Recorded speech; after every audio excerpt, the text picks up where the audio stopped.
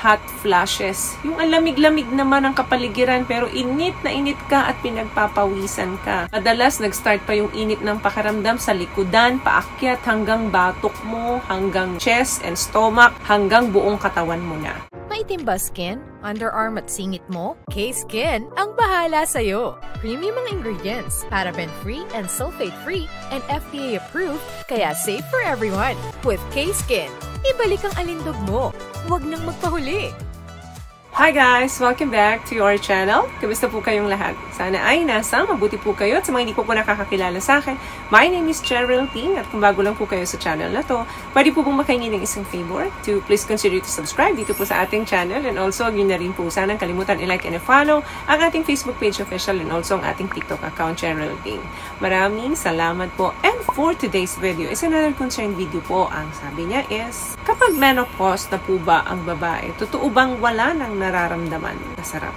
O kahit na 70 na, may nararamdaman pang L.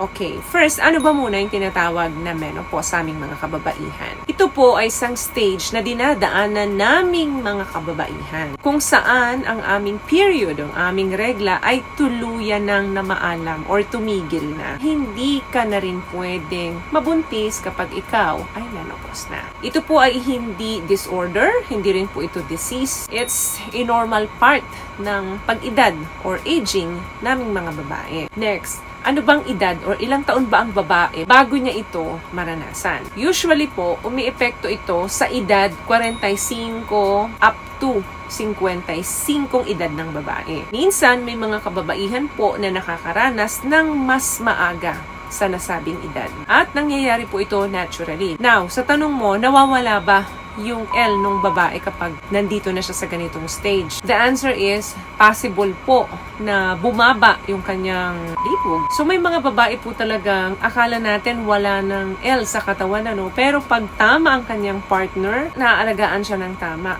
bumabalik po talaga ang L ng babae. So again, ang pinakamalaking S organ po natin ay nasa brain. So meaning, pag na-stimulate ng tama ang ating kaisipan, andyan pa rin po ang L or yung libog ng babae. Now, pag-usapan natin, ano yung mga senyales kapag nandito ka na sa stage na to? Number 1, nagkakaroon ka ng mga irregular period. Kung dati, regular na dumadalaw sa'yo, no? Monthly, may regla ka.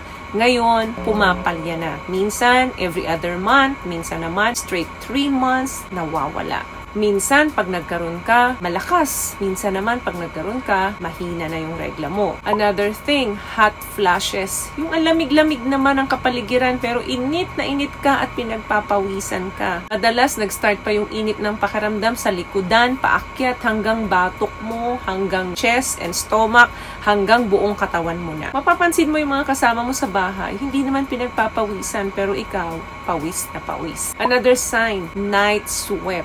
Madalas ang pagpapawis mo nangyayari pa ito sa gabi. Yung kasagsagan minsan ng tulog mo, magigising ka, basang-basa ka ng pawis. Hindi naman mainit sa kapaligiran. Madalas po ang hot flashes nangyayari yan sa gabi. Another thing, nagkakaroon po ng dryness. Saan? Doon po sa down there naming mga babae. Nababawasan po yung lubrication ng aming pechay. Dahilan kung bakit nagkakaroon ng discomfort kapag kami ay nakikipag-S doon sa mga partner namin. So, kaya gagamit kayo ng mga lube, especially kung water-based ito, mas maganda para maiwasan yung irritation, yung hapde, and mas comfortable yung pakikipag ninyo sa mga partner ninyo. Another senyales, nahihirapan kang matulog, nagkakaproblema ka madalas sa routine mo sa pagtulog mo. Dahil nga kulang ka sa tulog, ang nangyayari, nagde-develop ka ng fatigue. At minsan, dahil kulang ka sa tulog, di mo alam, masakit yung ulo mo, masakit yung katawan mo, dahil nga, nagkaroon ka ng sleep problem. Another thing, malaking impacto sa ating mood swing. Minsan, nagde-develop tayo ng anxiety, depression, or ang bilis nating magalit. Maliit na bagay, naiinis tayo. Mabilis magbago yung moods natin. Kanina, nakangiti ka, tawa ka ng tawa, maya-maya umiiyak ka na, nalulungkot ka na, mixed emotions ang nararamdaman mo. What I love about this product, itong No More Dark Secret ng K-Skin, bukod sa may advanced whitening na siya, na kung saan pwede niyang matulungan na pumuti yung mga singit-singit mo, moisturizing, meron siyang anti-irritation, antibacterial, maintain healthy pH level. Hindi lang pambabae, meron din po tayong pang-lalaki. Another thing, minsan hirap na rin po tayo mag-concentrate dun sa mga ginagawa natin. Nagiging makakalimutin. Minsan hanap ka ng towel mo, hindi mo alam, nakasampay lang pala sa balikat mo. O yung mga pangalan ng kasama mo sa bahay na pagpapalit-palit mo na, minsan hindi mo na nga maalala. Nahihirapan na tayo minsan mag-concentrate sa mga bagay-bagay, malaki man ito o maliit. Another thing, minsan naapektuhan ang ating pag-ihi, urinary changes. Minsan nahihirapan tayong pigilin ng ihi, pinipigil mo pero lumalabas. Ang tawag po dyan ay incontinence. Or minsan naman, mas dumadalas yung pag-ihi natin, ano? Another thing, pag nagde-develop or nandun na tayo sa stage, nasa process na tayo, bone density problem or bone density loss. Ito po yung pagrupok ng mga buto natin, mabilis tayong mangawid, magnam, konting upo natin na naka-Indian sit, hindi na tayo tumatagal. Once na inunat natin ang ating mga tuhod, nasasaktan na tayo. Dahil yan po sa pag-decrease ng bone density. Pwede rin po tayo mag-develop ng osteoporosis kapag nagde-develop sa atin ito. Other symptoms, pagsakit po ng mga joint, muscles, headaches, and changes when it comes to S-drive.